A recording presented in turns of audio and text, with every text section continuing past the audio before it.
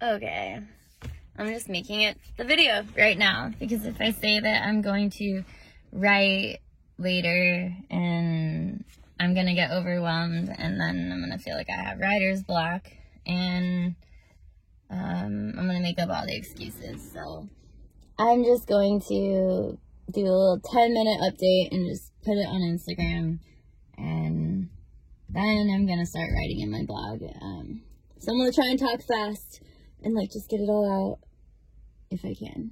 But long story short, when I got on the antidepressants, so if you go back in my posts, I don't know, 100 posts or something, you'll see that I tried to get off my antidepressants after Rio, because I did everything I could to overcome my depression leading up to Rio, and thinking that by the time I got to Rio, I would have overcome it, because I told myself that there's no way I would have been able to even make it to the Paralympics if I didn't believe in myself, and if I, just hadn't learned to start just playing freely and being my best. But I made it to Rio, and I still had depression. And so when I went home after Rio, I also graduated college, and I was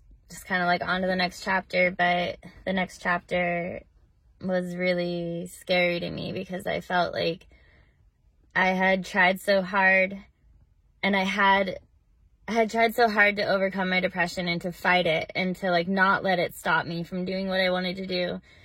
But I felt like I felt like I had believed that I could overcome it, and that was what gave me strength and helped me to just go hard and just keep going. And then it was that belief that it could get better. And after Rio, it hit me even harder, and I didn't know what else to do, because I had just done everything I could to not let it defeat me, and to not let it keep me, hold me back from being my best and from believing in myself. And I became the first in my family to go to college, and I made it to the Paralympics, and we won gold, and all of this stuff I did.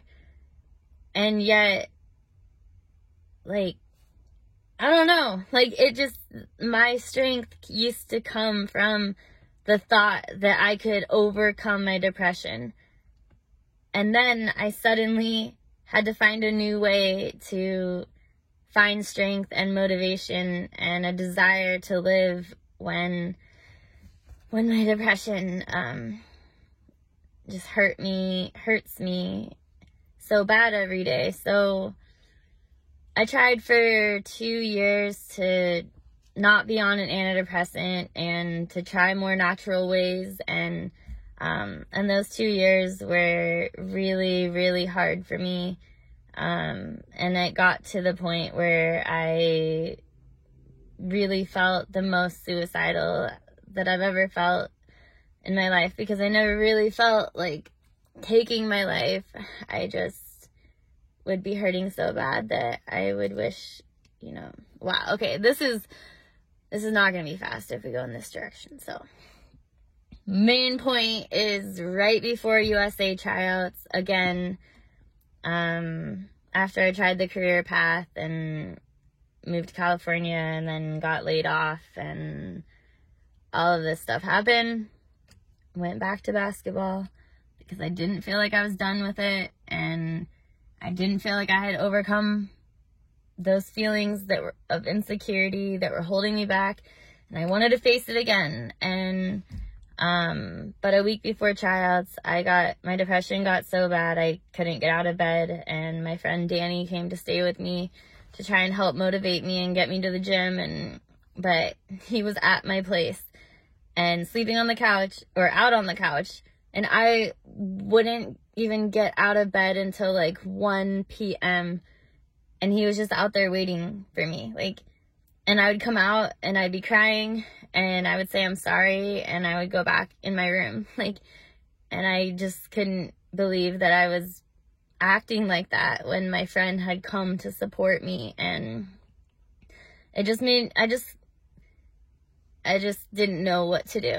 So last second, like, I called up my doctor and I got this antidepressant prescribed, and I just started taking it because I'm like, I never wanted to take an antidepressant.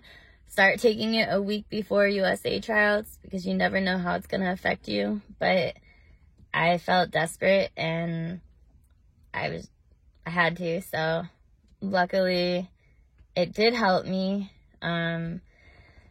Obviously it doesn't just like hit you right away, but it did help me. Oh my gosh, I need a phone stand, but they always break. Okay. Yeah, the antidepressant helped me, but it started kind of making me more like manic. Like I became manic and just like go, and there ended up being like 2 deaths of people close to me, and I started struggling again, so I upped the dose. I can't say this on a video. Like, it's a mess. I guess I need to put in the work and write the blog. Okay. Well, I wish I could have done that. I couldn't, though. Couldn't make the video. Now I'm dragging it out. Guess I could edit this. That's what you gotta do. You gotta put the work in to make things happen. And that's what I'm avoiding. The work. The actual work I need to do. You know, the adult stuff. And then I'm beating myself up and thinking I'm not capable. And it's just a vicious cycle of self-loathingness and self-pity and just all these negative feelings that are really not helping anything in my life. So I'm to a point where either I'm going to put myself out there and I'm going to make some freaking videos and quit caring what people think about me and quit holding back. Because I really think that's the only way I'm going to become free. Like, free in my mind, free from all these feelings that I'll never be good enough, and all the questioning of who do you even think you are? Why do you think people would care? All of that. I have to quit caring. Like, I have amazing friends and family, and yeah, but I have so much to share, and I need to start because it's just adding up and it gets harder to share it every time. But I got 2 minutes left on this Instagram 10-minute post of little videos, so I'm going to try and sum it up. I am very thankful. Okay, I'm not thankful, but I needed this quarantine to happen in my life because I needed to get off the antidepressant.